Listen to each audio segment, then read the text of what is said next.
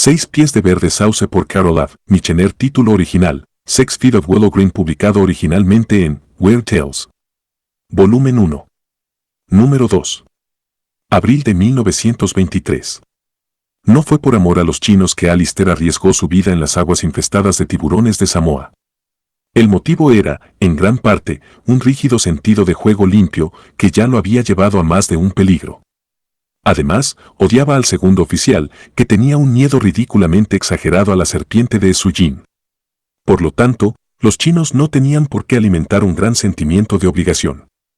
Sin embargo, las balanzas para pesar el honor y la deuda no son las mismas en Oriente que en Occidente, donde los motivos quizás se examinan con mayor escrutinio, y habría sido difícil convencer a Sujin de que no debía más que la vida a Alistair.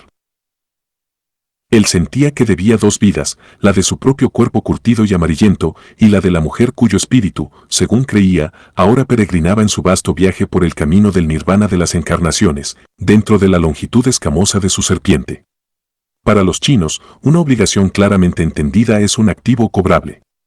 La muerte o el diablo, o el deshonor, que es peor que cualquiera de los dos, reclama a quien evade el pago de una deuda justa. Por lo tanto, no debe sorprender que la magnitud de la obligación imaginada hacia Alistair incomodara a Sujin y lo dejara más que melancólico durante el resto del viaje. Por otro lado, su devoción hacia la serpiente, unos venenosos 6 pies de verde sauce, aliviados por la cinta blanca satinada de su vientre, era mayor que antes, y el veneno de su resentimiento hacia el segundo oficial, que se había atrevido a arrojar la cesta del reptil por la borda, resultaba inquietante de observar. El hecho había ocurrido en un instante que dio a Alistair apenas un momento de reflexión antes de la acción que lo ató con grilletes inseparables al destino de Sujin. El segundo oficial, irlandés, con un alma alimentada por la creencia en bansees y duendes y las tradiciones de San Patricio, había protestado amargamente contra la indiferencia del capitán hacia la molesta mascota de cocina del chino. Su irritación había crecido de manera constante desde el tercer día de viaje desde Panamá, cuando se descubrió la presencia del reptil a bordo. El capitán era uno de esos raros humanos en quienes una serpiente no provoca repulsión particular, simplemente guiñó un ojo ante la extravagancia de Sujin, estipulando, como ocurrencia tardía, que el reptil debía estar atado por el cuello y confinado en todo momento a su jaula de bambú. El desagrado del segundo oficial se transformó en agitación y luego en un temor saturnino. La idea de Sujin de que la serpiente estaba animada por el espíritu de su difunta esposa, una criatura de frágiles costumbres cuyo destino había sido morir en un acto de infidelidad, redujo al oficial a paroxismos de furia supersticiosa. Un destello de locura brillaba en sus ojos y descargaba su irritación sobre la tripulación mediante una variedad de maltratos diabólicos. Sigilosamente, tramaba la destrucción del reptil. Tuvo que esperar mucho, pues Sujin rara vez se alejaba de su somnolienta mascota. Pero un día, envalentonado por el exceso de su temor alcohólico, el oficial tomó la jaula de bambú, bien fuera del alcance de los colmillos de su ocupante, la levantó bruscamente por la ventana de la cocina, justo bajo los ojos de Sujin, y la lanzó triunfalmente por la borda. Con un grito que pareció dar mayor impulso a sus pies voladores y endurecer su coleta hasta volverla rígida y horizontal, Sujin salió disparado de la cocina y se arrojó tras su tesoro ofidiano. Alistair se volvió automáticamente hacia un bote salvavidas, pero el oficial lo empujó hacia atrás. Una crueldad fanática coloreaba la mueca en el rostro del hombre mientras observaba a Sujin bracear inútilmente a unos metros de la jaula de bambú, incapaz de nadar. ¿No vas a lanzar ese bote?, le gritó Alistair.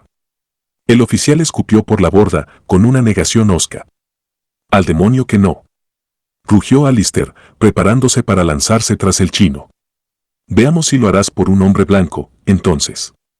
El segundo oficial bajó el bote, no tanto porque Alistair fuera blanco, sino porque era hermano del capitán. El mar estaba en calma y el rescate no presentó dificultad. La tripulación sacó a los 3, Alistair sostenía al exhausto Sujin, quien a su vez mantenía en alto, fuera del oleaje, a su desdichado reptil terrestre. El oficial se encerró en su camarote y bebió ron de Jamaica con tal destreza que fue necesario encerrarlo en el calabozo. Allí se revolcó durante el resto del viaje hasta Penang, donde Sujin, con la serpiente apretada contra su escuálido pecho, se escabulló a tierra y desapareció de la turbia visión del oficial. Alistair, para quien el mundo estaba aún en sus capítulos iniciales, se perdió en páginas extrañas y vertiginosas de la vida oriental. Al cabo de 3 años estaba en la playa, arrojado junto con otros despojos humanos desde el fango del remolino oriental.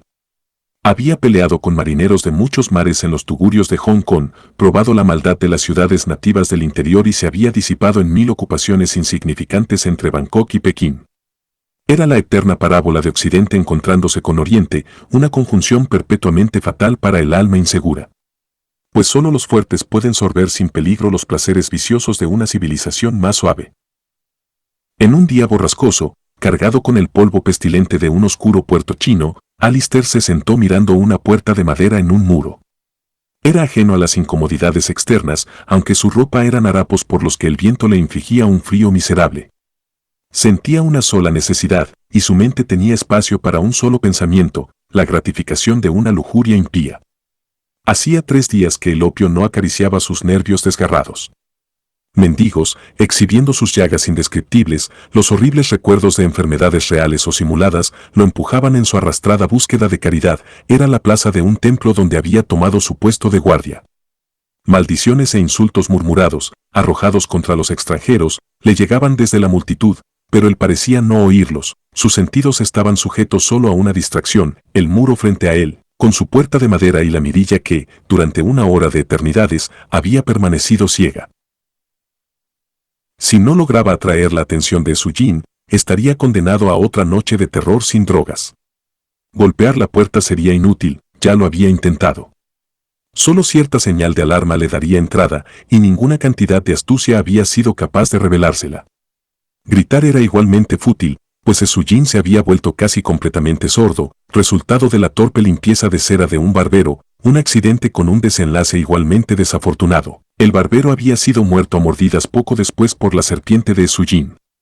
Era necesario, como bien sabía Alistair, esperar el ojo color soya que brillaba intensamente a través de la mirilla a cierta hora del día, el ojo de Su Jin, enfocado expectante en algún objeto indeterminado dentro del recinto del templo. Los acentos impacientes de una mujer, medio oculta tras el flanco de mármol descolorido de un león de piedra con cabeza de perro, despertaron a Alistair. Había estado el tiempo suficiente en Oriente para absorber la comprensión de muchos dialectos. El abuelo Orejas de Serpiente de una sartén llega tarde, se quejó la voz, y hubo un murmullo de respuesta de otra mujer a su lado. Alistair les lanzó una mirada furtiva y vio que ellas, como él, estaban interesadas en la puerta de madera. Una era joven y probablemente, aunque no con certeza, una cortesana, quizá fuera simplemente una segunda esposa aventurera y descontenta. Su compañera era una mujer mayor, evidentemente una sirvienta. Sus ojos regresaron al agujero de la puerta, pero sus oídos siguieron atentos a las palabras de las mujeres. La sirvienta hablaba: ¿cuánto tiempo, Tai Tai, debe mi loto carmesí someterse a las viles atenciones de este vendedor de opio? Seguramente no debería ser difícil, es más difícil de lo que piensas, madre sin hijos. ¿No llevará a mi flor de durazno, mi loto, a su pestilente tugurio? ¿No mirará tu belleza en ningún lugar que no sea la casa de té? Teme a la serpiente. ¿La serpiente? ¿No te lo he dicho, hija de un huevo podrido? Él aprecia a una criatura reptante que jura fue su esposa en una vida anterior. Teme los colmillos de sus celos. Una serpiente puede ser aplastada por el talón, esa será tu tarea, entonces. No, encuentra el modo, y será mi talón, y mío el cisne de plata que yace bajo los ladrillos de su kang. ¿Encontrar el modo? El secreto de los golpes que dan entrada, o media luna de sabiduría, cómpralo a uno de los esclavos de la pipa que vienen aquí cada día. Alistair no escuchó más, pues de repente apareció una sombra más profunda, un vacío más animado, dentro de la abertura de la puerta. Se recompuso y se levantó, consciente del ojo de Su Jin. Al cabo de un momento la puerta se abrió, y el vendedor de opio salió. Se sobresaltó imperceptiblemente cuando Alistair le tocó la manga, pues su atención estaba dirigida al destello de un bordado que se desvanecía, llamándolo hacia el pabellón de té de las 1003 bienaventuranzas. No hubo saludo entre ellos, ni había necesidad de palabra o gesto. La lujuria de droga de Alistair expresaba su propio argumento, y Su Jin se inclinó con un aire tanto de aquiescencia como de obligación reconocida. Gritó hacia el pasaje detrás de la puerta abierta, y unos pies arrastrados respondieron. La puerta se cerró tras la figura famélica de Alistair, y Su Jin, consciente de la admiración de la multitud callejera que seguía la inusitada alegría de su atuendo, cruzó un miasmático estanque de lotos y entró en la casa de té. Alistair pudo pensar con mayor claridad cuando el sopor se disipó, aunque mente y cuerpo estaban desgarrados por una devastadora repulsión. Se incorporó bruscamente del sucio catre en el que yacía, y el movimiento débil y torpe volcó una mesa sobre la que estaba su pipa de Chandoo, aún nauseabunda con el opio quemado. El esfuerzo lo dejó súbitamente desfallecido, y con alarma se estremeció de nuevo en el catre, cerrando los ojos ardientes bajo párpados de fuego. No puede faltar mucho para el final, murmuró para sí. Si tan solo pudiera escapar, si tan solo pudiera volver a los Estados Unidos. Era el estallido habitual de remordimiento, igual que todos los anteriores, una protesta débil contra un destino mal encaminado.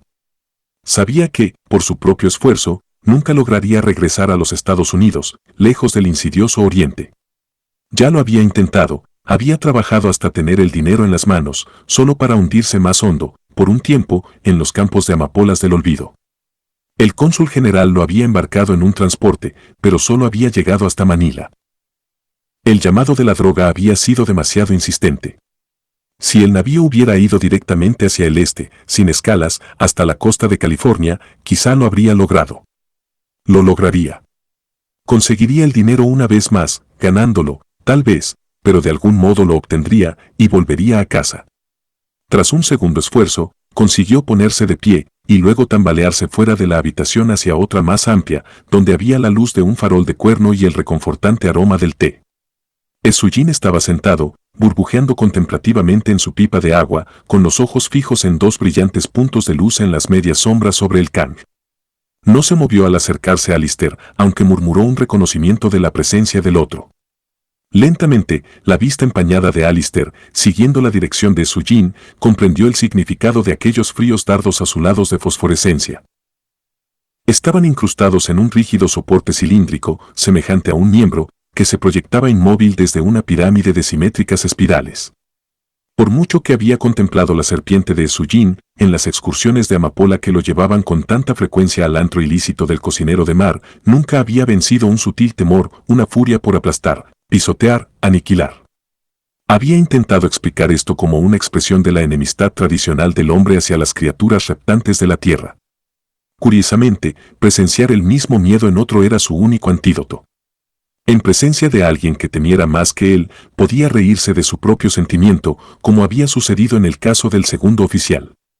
Se sentó junto al brasero y se sirvió un sorbo de té.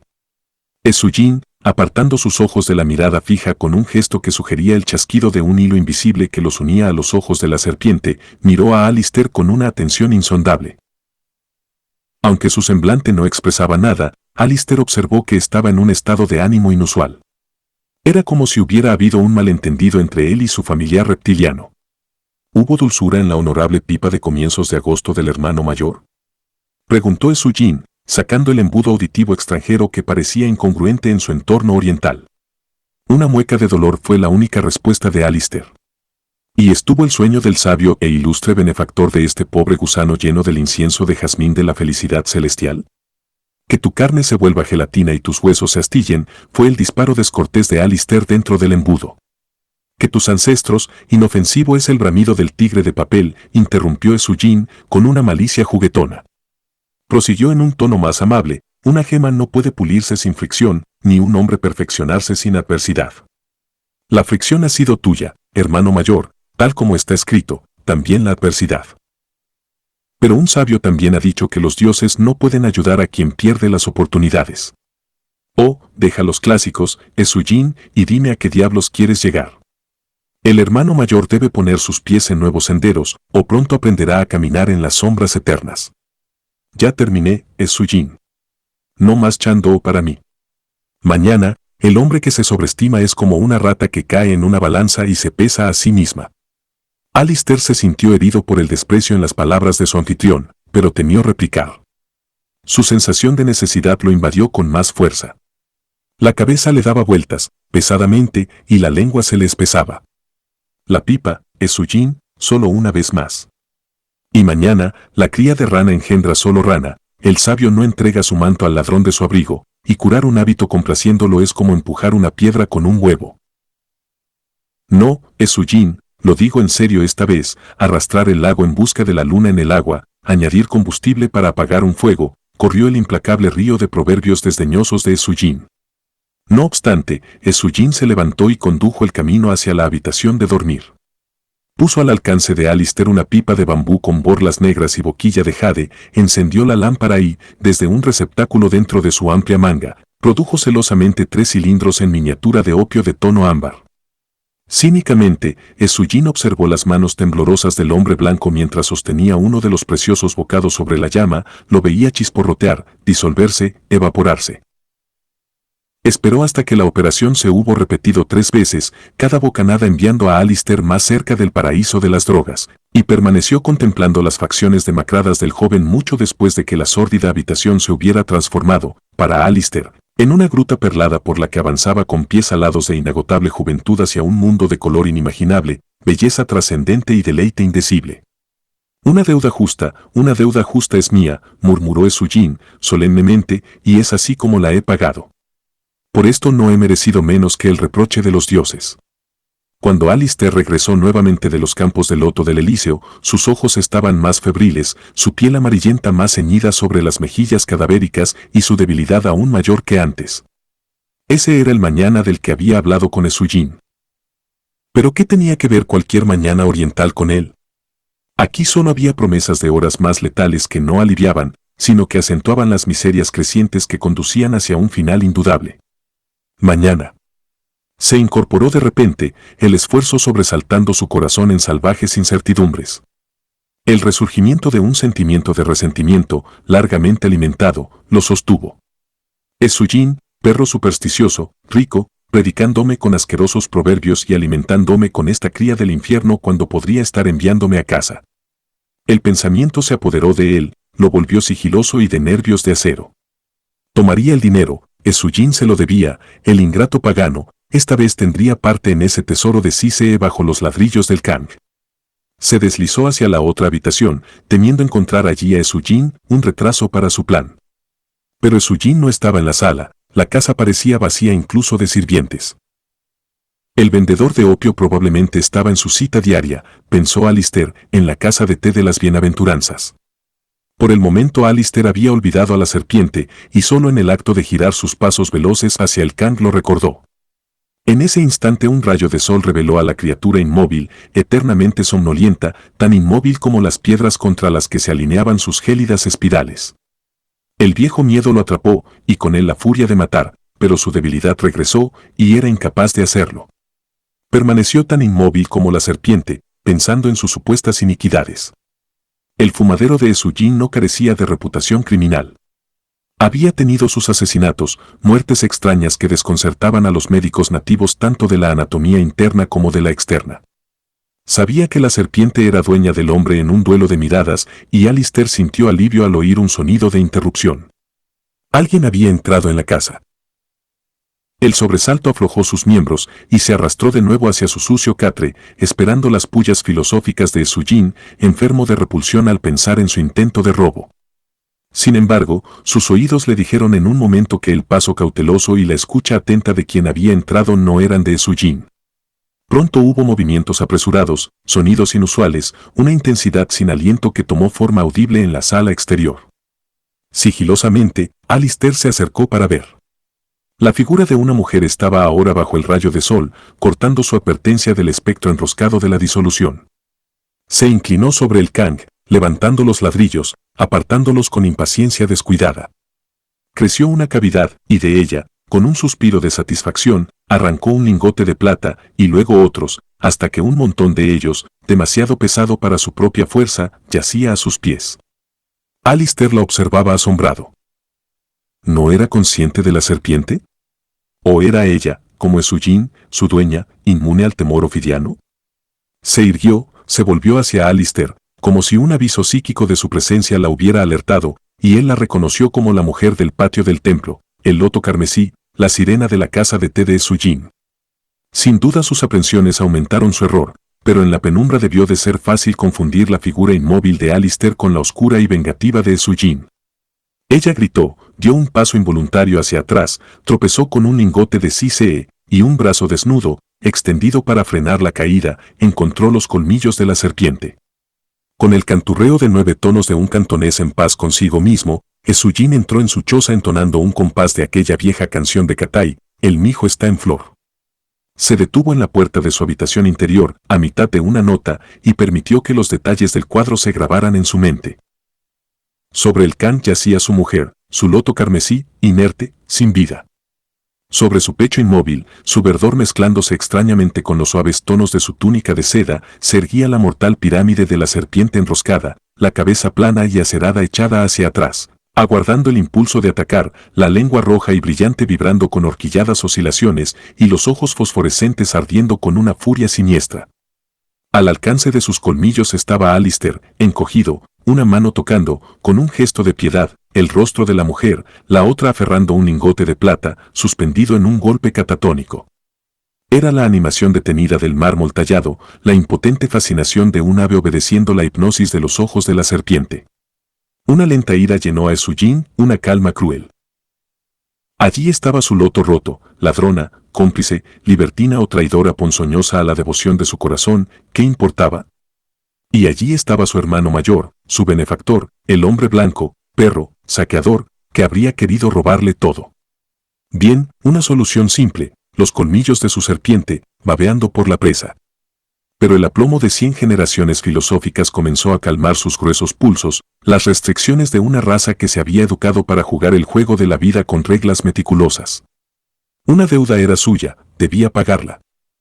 Sujin comprendió, de pronto, que un movimiento brusco, la más leve traducción de la rígida pose de Alistair en actividad, le traería la caricia fulminante del olvido. Con cautela, Sujin se acercó, emitiendo un curioso sonido que siempre, hasta entonces, había traído una respuesta de aquiescencia a los ojos de la serpiente. Se aproximó más, hasta posar su mano de piel de pergamino sobre la vibrante espiral, buscando un asidero que lo mantuviera a salvo de un rasguño de colmillos. Pero algo fallaba en el dominio de Sujin sobre la serpiente. Lo reconoció en un estremecimiento de terror en el momento en que supo que ya era demasiado tarde. Habría explicado, de haber habido tiempo, que era el alma transmigrada de la mujer que había sido su esposa, celosa del loto carmesí, lo que animaba las agujas amarillas de muerte del reptil. El veneno lo atrapó, pero un sentido de justicia inconclusa le dio fuerzas mientras aporreaba al reptil encogido hasta convertirlo en una masa amorfa y horrenda. Con Alistair aturdido, medio comprendiendo, aún tenía el asunto de las palabras. Una sonrisa cortés crujió en el pergamino de su rostro mientras sacaba de su manga un sobre y lo tendía a Alistair.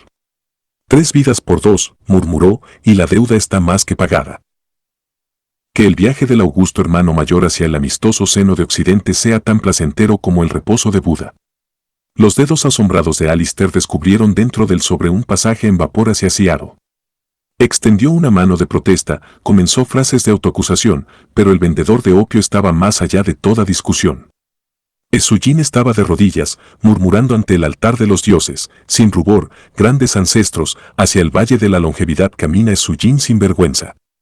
Fin traducción al español realizada por Héctor Torres para el baúl de Próspero. Todos los derechos de esta versión reservados.